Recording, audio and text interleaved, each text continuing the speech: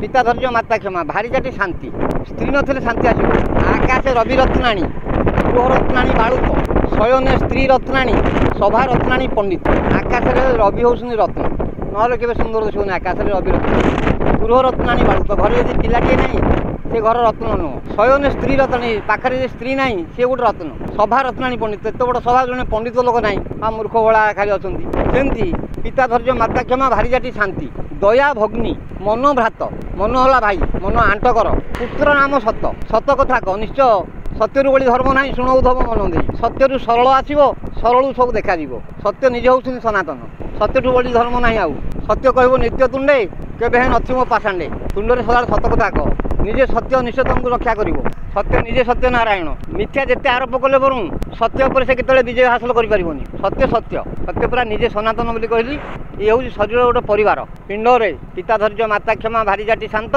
दया भग्नी मनोभ्रात पुत्र नाम सत यहाँ आधार ज्ञान ज्ञान रूपक आधार दरकार आम आधार कार्ड कर ज्ञान आधार वैज्ञानिक जाऊँगी वायुमंडल के खाऊँगी से ज्ञान आहरण करुँच कौन बटिया खाऊ ना जहाँ खाऊ पिता धैर्य माता क्षमा भारीजाटी शांत दया भग्नी मनोभ्रात पुत्र नाम सत यहाँ आधार ज्ञान हुई अच्छी अर्ण अर्ण हूँ ब्रह्म ये कुटुंब मिले रही भज भगवान ये शरीर भर गोटे कुटुंब अच्छी ये कुटुंब तू भगवान डाके निश्चित तू पाइबू बाहर को जाके दरकार ना बाहर लोकायत मत अंतर भितर निज हृदय भावटा हूँ निज शरीर मत बाह्य मत बहुत डेरी हम अंतर भितर शीघ्र पाइब मुझे जानी गणेश बुलिले कार्तिक कार्तिक गाँ बुलिले मयूर वाहन पृथ्वी गणेश आगुआ जाकि शिव पाखे बस माता पिता सुख जाने पुत्र हुए सुखी पुत्र जदि सुखी हुए कूल धर्म रखी मारे माटी आरे आकाश बारे वायु पारे पानी गोरु ब्राह्मण पिता माता ये चारि मर्त्यर देवता ये चार जन मर्त्यर सजीव देवता गोरु ब्राह्मण पिता और माता काठ पतल लहमता ये सब अज्ञान देवता यहाँ हृदय ज्ञान ना शुणौधव मन दे आम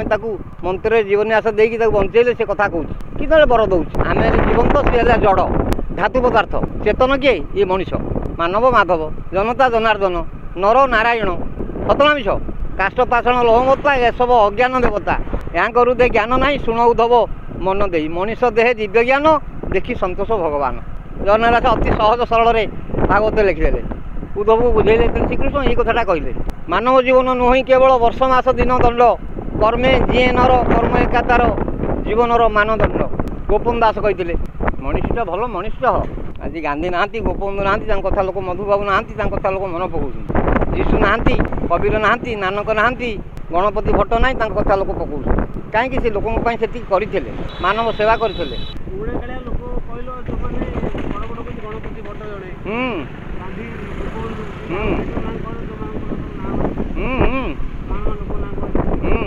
कबीर हो नानक हो सन्त तुलसी हो माधवाचार्य हो चैतन्य महाप्रभु हूँ शंकर हूँ आदिगुरु शंकर दशम भर शंकर हूँ प्रथम अद्वैतवादी से द्वैतवादी की से पसंद करते अद्वैतवादी शिवंकर अंश से नीलाद्रौ शंकर मध्य शतदल कमले रत्न सिंहासनस्थ सर्वालंकार युक्त नवघन रुचिर संयुक्त जाग्रजेन भद्राया वाम भागे रथचरण युक्त ब्रह्मा रुद्रेन्द्र वंद्यं वेदानां सारमेक शोधन परिवृत्त ब्रह्मदारु स्मरामि आदिगुरु शंकराचार्य केरल आसते कदाचित कालंदित विपिन संगीत करव मुदा वीरिनारी वदन कमला स्वादु मधुपं रमा शंभु ब्रह्मा सुरपति गणेशार्चित पदो जगन्नाथ स्वामी नयन पथगामी भव तुम्हें स्तव ये आदिगुरु शंकराचार्य जड़े भारत वर्ष आउ जड़े ज्योतिर्विज्ञानी थे बराह मीर बृहत संहिता से रचना करते बराह मीर भारत वर्षर जे जो आमर खना बचन तांकरी बहु से ना आउ जीव काटिदे जो बहुर आमर जो वल्लभ भाई पटेल जहाँ हजार हजार कोटी टका खर्च हो प्रतिमूर्ति आरला वल्लभ भाई पटेल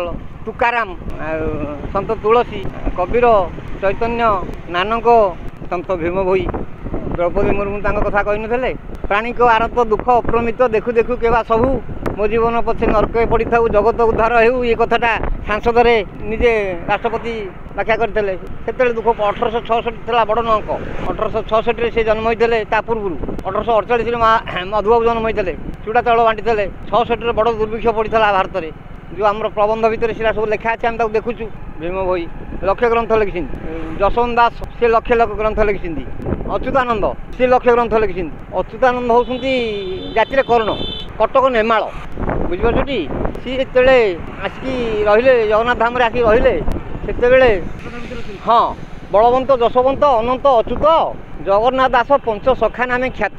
ଏ ପଞ୍ଚ ସଖାଙ୍କର ଏକଇ ମତ, ଏକଥା ଜାଣନ୍ତି ସାଧୁ ପଣ୍ଡିତ। ଅଗମ୍ୟ ଭାବ ଜାଣେ ଯଶୋବନ୍ତ, ଗାରକଟା ଯନ୍ତ୍ର ଜାଣେ ଅନନ୍ତ। আগত নাগত অচ্যুত ভণে ভবিষ্যত, আগত নাগত অচ্যুত ভণে বলরাম দাস তত্ত্ব বখাণে তত্ত্ববিদ। ভক্তির ভাব জাণে জগন্নাথ পঞ্চ সখায়ে ওড়িশা মহন্ত। ওড়িশার এই 5 জন মহন্ত ଥିଲେ চৈতন্যଙ୍କ 16শ শতাব্দীর, বুঝিপারছি। তা ভিতরে অচ্যুতানন্দ অন্যতম। সে যেতে আসি নীଳାଞ୍ଚଳ ଧାମରେ ରହିଲେ, କିଛି ଲୋକ ଆଉ ମଲେନି।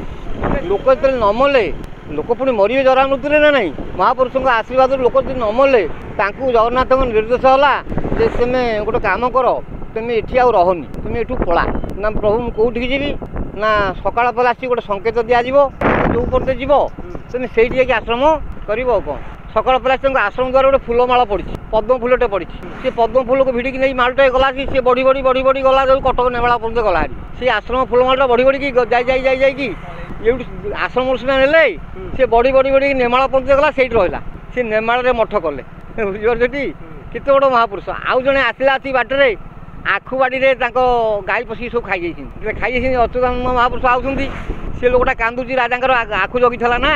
ଆଉ ରାଜା ତାକୁ ଦଣ୍ଡ ଦେବେ, ସେ କାନ୍ଦି ବୋଇ ଗଲା କ'ଣ କ'ଣ କାହିଁ କାହୁଁଛନ୍ତି ନା ଏଇ କଥା ନା। ତ ଗୋଟେ କାମ କର, ଗୋଟେ ଠେକି ଆଣ। ଗୋଟେ ଠେକି ଆଣିଲେ ଅଚ୍ୟୁତାନନ୍ଦ ଯାଇକି ନଦୀରୁ ପାଣି ଠେକି ଦେବ। ଆଣିଲେ କହିଲେ ସେ ଗଛ ମୂଳେ ଆଉ ଟିକେ ଟିକେ ଦେଇଦିଅ। ଆଉ ଟିକେ ଟିକେ ଦେଇଦେବା ଭିତରେ ସେ ଗଛ ପୁଣି ସାଙ୍ଗେ ସାଙ୍ଗେ ପଲବିତ ହୋଇକି ଆଉ ନୂଆ ରୂପ। ମାନେ କେତେ ବଡ଼ ଶକ୍ତିବାନ ପୁରୁଷ ସେ। ସେ ଯେଉଁ ଗଛ ଭାଗିକି ଖାଇଯାଇଥିଲେ ଗାଈ, ସେ ସାଙ୍ଗେ ସାଙ୍ଗେ ପୁଣି କମିଳିଲା। ତାଙ୍କ ପାଖରେ ଏଇ ଆଶ୍ଚର୍ଯ୍ୟ ଜିନିଷ ଅଛି, ସେ ଯାହାକୁ ଛୁଇଁ ଦେଉଥିଲେ ତା ଦେହରୁ ରୋଗ ବ୍ୟାଧି କଟି ଯାଉଥିଲା। ଆଙ୍କ ଦେହକୁ ପଛେ ରୋଗ ପଳେଇ ଯାଉଥିଲା, ସେ ଲୋକଟା ଆରୋଗ୍ୟ। ଭଗବାନ ଯୀଶୁ ଯାହାକୁ ଅଙ୍ଗ ସ୍ପର୍ଶ କରୁଥିଲେ ତା ଦେହରୁ ରୋଗ କଟିକି ପଳାଉଥିଲା। ସେ ଜନ୍ମ ହେଲା ଦିନେ ଆକାଶରେ ଦେବଧ୍ୱଜା ପଡ଼ିଥିଲା, ରହିଛି ପ୍ରମାଣ। ଯୀଶୁ ଆଉ ବୁଦ୍ଧ, ଗୌତମ, ଯୀଶୁ ଯେଉଁ ମହାପୁରୁଷ ଜନ୍ମ ହୋଇଥିଲା ବେଳେ ଆକାଶରେ ଦେବଧ୍ୱଜା ପଡ଼ିଥିଲା। ଦେବଭୂମି ଭାରତବର୍ଷରେ ଏ ଯେଉଁ ମହାପୁରୁଷଙ୍କର ଆବିର୍ଭାବ ଜନ କଲ୍ୟାଣ ପାଇଁ, ମାନବ ସେବା ପାଇଁ ସେ ଆସିଲେ। ତାଙ୍କ ଜୀବନକୁ ସେ ଉତ୍ସର୍ଗ କରିଛନ୍ତି। ଦିନେ ଜଗନ୍ନାଥଙ୍କୁ କିଛି ମାଗି ନାହାନ୍ତି, ମୋତେ ୟା ଦିଅ କି ତା ଦିଅ, ଆମର ଦିନେ ଅଭିଳାଷ ଅଛି ଏ କଥାକୁ ସେ କଥା କରିବା, ଏ ଘର କରିବା, ପୁଅ ମାଇପ ସଂସାର କରିବା, ଆଧିପତ୍ୟ ବିସ୍ତାର କରିବା, ମୋତେ ଜାଣନ୍ତୁ ମାନନ୍ତୁ, ପାଞ୍ଚରେ ଗଣନ୍ତୁ। ତାଙ୍କର ଏ ଭାବନା ଟୋଟାଲେ ନଥିଲା। କାମନାର ବିନାଶ ହିଁ ଦୁଃଖର ବିନାଶ। ସେ କଥା କିଏ କହିଥିଲେ? ବୁଦ୍ଧଙ୍କୁ ଶରଣଂ ଗଚ୍ଛାମି, ବୁଦ୍ଧଦେବ କହିଥିଲେ। ଯେଉଁ ପର୍ଯ୍ୟନ୍ତ ତମର କାମନା ଅଛି ସେ ପର୍ଯ୍ୟନ୍ତ ଦୁଃଖ, ବୁଦ୍ଧଦେବ କହିଥିଲେ। କାମନାର ବିନାଶ ହିଁ ଦୁଃଖର ବିନାଶ। ସେମିତି ଆମର ବହୁତ କାମନା ଅଛି, ସେ କିଛି କାମନା ଭାବନା କରିନଥିଲେ। ବହୁ ପୁରାତନ ଧର୍ମ ଯୀଶୁଙ୍କର, ତାପରେ ବୁଦ୍ଧଙ୍କର, ତାପରେ ସେଠୁ ଆସିଲା ଆମର ସନାତନ ଧର୍ମ ଚୈତନ୍ୟ ମହାପ୍ରଭୁ। ବୈଷ୍ଣବ ଧର୍ମଟାକୁ ପ୍ରଚାର କଲେ ଭାରତବର୍ଷରେ। ସେଇ ଧର୍ମଟା ମଧ୍ୟ ଆଜି ପର୍ଯ୍ୟନ୍ତ ପ୍ରଚଳିତ ହୋଇକି ଅଛି। ରାଜା ଆମର ପ୍ରଥମରେ ଦୀକ୍ଷା ନେଇଥିଲେ ଚୈତନ୍ୟ ମହାପ୍ରଭୁଙ୍କୁ, ପ୍ରତାପ ରୁଦ୍ରଦେବ। ତାଙ୍କର ବଡ଼ ଉଚ୍ଚ ପଦସ୍ଥ କର୍ମଚାରୀ ହେଉଛନ୍ତି ରାମାନୁଜ। ଏମାର ମଠ ଯିଏ ପ୍ରତିଷ୍ଠା କରିଥିଲେ, ତାଙ୍କ ମଠରୁ ଭାଙ୍ଗିଲା ଆସି ଆଙ୍କର ବାହାରିଲାନି। ରାମାନୁଜଙ୍କର ମୂର୍ତ୍ତି ପୂଜା ପାଉନି ସେ ଭିତରେ। ସେ ଏମାନ ମଠ ପ୍ରତିଷ୍ଠା କରିଥିଲେ ନା। ଆଉ ସିଏ ମଧ୍ୟ ଦୀକ୍ଷା ନେଇଗଲେ ଚୈତନ୍ୟଙ୍କଠୁ। ରାଜା ନେଇଗଲେ ତାଙ୍କର ଉଚ୍ଚ ପଦସ୍ଥ କର୍ମଚାରୀ ସନ୍ଥ ରାମାନୁଜ। ସେ ଏମାର ମଠ ଭିତରୁ ତାଙ୍କ ମୂର୍ତ୍ତି ବାହାରୁଛି, ଯୋଗରେ ବସିଛନ୍ତି। ହଁ, ଆଉ ଗୋଟେ ମୋଦି ମଧ୍ୟ ରାମାନୁଜଙ୍କର ମୂର୍ତ୍ତି ପ୍ରତିଷ୍ଠା କରିଛି ଆନ୍ଧ୍ର ନା ତାମିଲନାଡୁରେ। ସେଇ ଯୋଗଜନ୍ମ ପୁରୁଷ ପରା। ହଁ ହଁ, ଆନ୍ଧ୍ର ତାମିଲନାଡୁରେ ତାଙ୍କର ଗୋଟେ ମୂର୍ତ୍ତି ପୂଜା ହେଉଛି। ଆଉ ରାମକୃଷ୍ଣ ପରମହଂସ ସେ ମିଶନ ଶକ୍ତି ସବୁଆଡ଼େ ପ୍ରଚାର କଲେ। ହଁ ହଁ ହଁ, ନବଦ୍ୱୀପୀ। ଚୈତନ୍ୟ ହେଉଛନ୍ତି ରାଧାକୃଷ୍ଣର ପୂଜକର ପ୍ରତୀକ। ରାଧାକୃଷ୍ଣ ପୂଜା ସେ କରନ୍ତି। କୃଷ୍ଣ ନାମଟାକୁ ପ୍ରଚାର କରିଥିଲେ ସିଏ ଚୈତନ୍ୟ ମହାପ୍ରଭୁ, ଅଦ୍ୱୈତ ମହାପ୍ରଭୁ। ଆଉ ସେତେବେଳେ ଯୋଡ଼େ ଥାନ୍ତି ତାଙ୍କର ଦ୍ୱୈତ ଭାବ ନାହିଁ, ଦୁଇଟା ଭାବ ନାହିଁ। ଯାହା ଭାବିବେ ଏକ ବ୍ରହ୍ମ ଦ୍ୱିତୀୟ ନାସ୍ତି ମାୟଣ୍ଡିରା ଦୁଇଟା ଜାତି, ଦୁଇଟା ଜାତି ଭାବନ୍ତି। ଡିମ୍ବାଣୁ ଆଉ ଶୁକ୍ରାଣୁ ଦୁଇଟା ଜୀବାଣୁରୁ ଜୀବ ସୃଷ୍ଟି, ପ୍ରତ୍ୟେକ ଜୀବ। ବୁଝିପାରୁଛ ନା ନାହିଁ? ଉପରେ ଧର୍ମ ଦେବତା, ତଳେ ବସୁମାତା। ଇଏ ହେଲା ମା, ସିଏ ହେଲା ବାପ। ଅଦ୍ୱୈତବାଦୀ, ତାଙ୍କ ନାମ ଅଦ୍ୱୈତ। ତାଙ୍କର ଦ୍ୱୈତ ଭାବ ନାହିଁ। ବ୍ରହ୍ମରେ ତାଙ୍କର ଅଟଳ ଭାବ। ସେ ଜଗାଇ ମାଝେଇ ଦୁଇଟା ପାପୀ ଲୋକ ଥିଲେ, ଦୁର୍ଦାନ୍ତ ପାପୀ। ତାଙ୍କ ସଂସ୍ପର୍ଶରେ ଆସିବାରୁ ସିଏ ମୁଖ୍ୟ ପାଇଗଲେ। ହରିବୋଲ ହରିବୋଲ ହରିବୋଲ ଭାଇ, ହରିବୋଲି ତରିଗଲେ ଜଗାଇ ମାଧୋଇ। ସେ ଜଗାଇ ମାଧୋଇ ଚୈତନ୍ୟ ମହାପ୍ରଭୁଙ୍କ ଅଂଶ ହେଉଛନ୍ତି ନିତ୍ୟାନନ୍ଦ ମହାପ୍ରଭୁ, ତାଙ୍କର ଅଂଶ ହେଉଛନ୍ତି ଅଦ୍ୱୈତ ମହାପ୍ରଭୁ। ସେ ଅଦ୍ୱୈତ ମହାପ୍ରଭୁଙ୍କ ସଂସ୍ପର୍ଶରେ ଆସିକି ସିଏ ମୁକ୍ତି ପାଇଗଲେ, ନିର୍ବାଣ ମୁକ୍ତି। ଦୁଇଟା ପାପୀ ଲୋକ। ସେ ଦିନ ଦେବତା କିଛି ମାନନ୍ତିନି। ଋତୁ ବଦଳିଲା ପରି ମନ ମୋ ବଦଳି ନ ଯାଉ, ସବୁ ସମୟରେ ତୁମ ଶିଳ୍ପୟରେ ଲୟ ମୋର ରହିଥାଉ। ହେ ମହାପ୍ରଭୁ, ଋତୁ ବଦଳିଲା ଭଳି ମୋ ମନ ବଦଳି ନ ଯାଉ, ସବୁ ସମୟରେ ତୁମ ଶିଳ୍ପୟରେ ମନ ଲୟ ମୋର ରହିଥାଉ। ଲୟ ସୂତ୍ର ଯାହାର ଠିକ୍ ଅଛି ସେ ନିଶ୍ଚୟ ସବୁଠି ସକ୍ସେସଫୁଲ୍ ହେବ।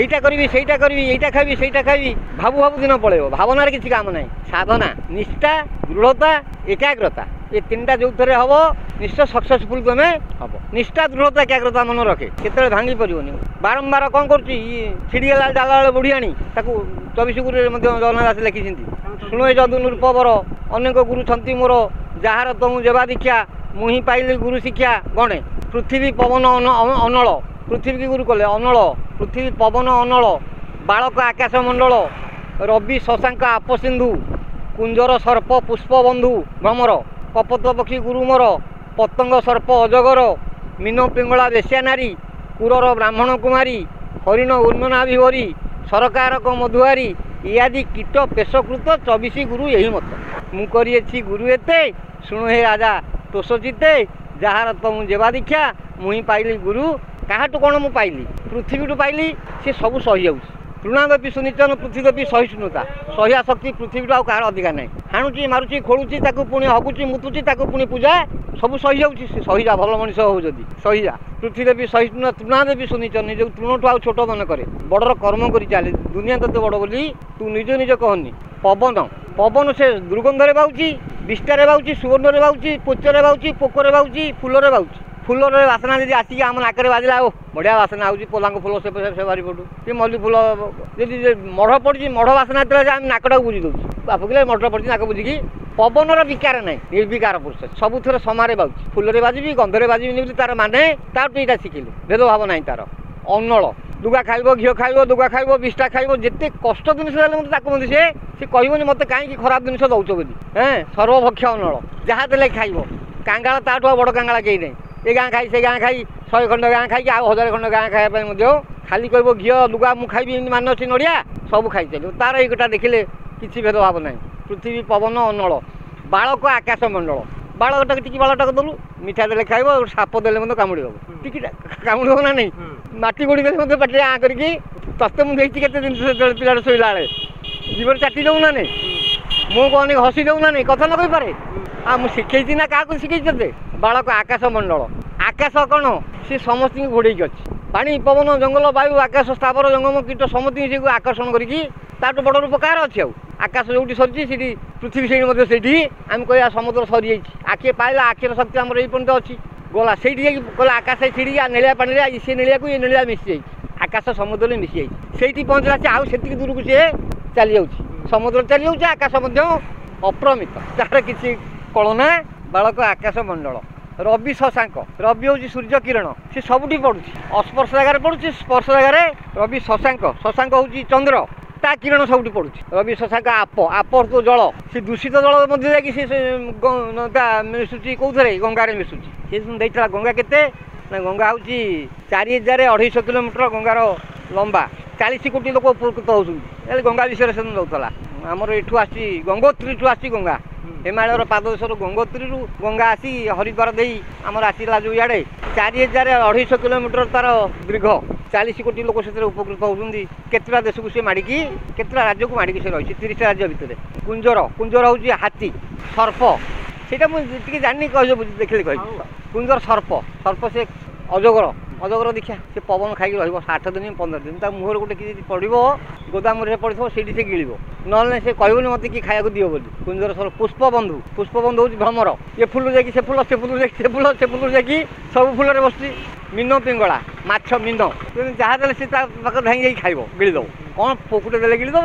चुंगुटे देले गिड़ीदेव मीन पिंगला पिंगला बेचारी से प्रथम दिन जहाँ को प्रथम संध्या समय जहाँ साथ संपर्क रखिला से दिन सकाल भोर प्रत्युषु आउ जी कोटी टଙ୍କା जाचिले मतलब से ग्रहण करिवनी से कुष्ठ व्याधि हो दुखी हो दरिद्र हो व्याधिकर हो ताके से ग्रहण कर नब मीन पिंगला बेसिया नारी तार से दिन तार से स्वामी मीन पिंगला बेसिया नारी पुरर पुरर हूँ कापता सबर जाल पकईला बेली सी फांदे पड़ी मला पिला पड़गले बेली से माँ पड़ा ये जाल पड़ी मला सबर समिति नहीं गला हारी पुरर ब्राह्मण कुमारी सी हूँ जड़े दीक्षा लोक दीक्षा नवा भितर कुणिया आसिले देखा चाह करने माँ कौन कला कि धान दला कहला आपको कुटिकी आने रोल भरिकी जो हेमदशा सब रोल कुटिकी आने कुणिया चर्चा हे कौन से कुटिया भितर तार भुजरे बलय कौन कौन कुटंते शुभे ऋण झुण जो कुटिला सी शब्द है कौन भल लगे गहलटा से अधे कौन थेदेला थेदी पुणी कुटिला कुटिया भितर साउंड कमिगला से देखला कि आउ भल लगे ସେସବୁ କ'ଣ କଲା ନା ବେନି କ'ଣ ବେନି କରେ କୁଟନ୍ତେ ଶବଦ ନ କରେ ପଟେ ପଟେ ରଖିଲା ଦି ହାତରେ ଯେଉଁ କୁଟିଲା ଆଉ ବାଜିଲାନି କହିଲା ସଙ୍ଗ ଗହଳରେ ଗୋଳ ହେଉଛି ବହୁତ ଲୋକ ହେଲେ ମେଳି ଅବଶ୍ୟ ଉପଯୋଗୀ କଳି କ୍ରୋଧ କନ୍ଦଳ ହୁଏ ଯାତ ଏଣୁ ଏ ଜ୍ଞାନ ହୁଏ ହତ ସେ କାହା ସାଥି ନ ବୋଲି ଏକୁଟିଆ ନିର୍ଜନରେ ବୁଲିଲା ଆଉ ଲୋକ ସଙ୍ଗ କାହା ପାଖକୁ ଗଲାନି ଇଏ କାଚରୁ ତା ନିଜ କାଚରୁ ସେ ଅନୁଭବ ସଙ୍ଗ ଗହଳରେ ଗୋଳ ହେଉଛି ମୋତେ ବିଘ୍ନ ଘଟଉଛନ୍ତି ଏଇମାନେ ମୁଁ ଏକୁଟିଆ ହେଇଗଲେ ମୋତେ ଆଉ କେହି କିଛି ନିର୍ଜନରେ ବୁଲିକି ସେ ଏକ ଲକ୍ଷ୍ୟରେ ଯାହାକୁ ଖୋଜିବା କଥା ତା ଅନ୍ତର ଭିତରେ ସେ ତାକୁ ଖୋଜି ଚାଲିଲା ପୁରର ବ୍ରାହ୍ମଣ କୁମାରୀ ହରିଣ ହରିଣ ସିଏ ହେଉଛି ନିରୀହ ପ୍ରାଣୀ କାହାର ସେ କ୍ଷତି ହରିଣ ବ୍ରାହ୍ମଣ କୁମାରୀ ହରିଣ ଉର୍ଣ୍ଣନାଭି ହେଉଛି ବୁଢ଼ିଆଣୀ ତା ଜାଲ ଛିଣ୍ଡେଇ ଦେଲେ ସେ ଆଉଥରେ ନିର୍ମାଣ କରୁଛି ଆଉ ଯେଉଁ ପୋକ ଯିବ ସିଏ ପଡ଼ିଯିବ ତା ହାବୁଡ଼େ ତାକୁ ସେ କବଳିତ କରିବ ସିଏ ଦ୍ୱିତୀୟରେ ଥିଲେ ତୃତୀୟରେ ଲଗେଇବ ଗୋଟେ ଘର କରିଥିଲେ ଭାଗିଗଲା ଆଉ କ'ଣ ଘର କରିବି ଆମ ମନରେ ବିରକ୍ତ ହେଉଛି ସିଏ ହୃଦୟରେ ବିରକ୍ତକୁ ସ୍ଥାନ ନେଉନି ପୁନର୍ବାର ସେ ଆଉଥରେ କ୍ରୀଡ଼ା କରୁଛି ହରିଣ ଉର୍ଣ୍ଣନାଭି ହରି ସରକାରକ ମଧୁହାରୀ ମହୁମାଛି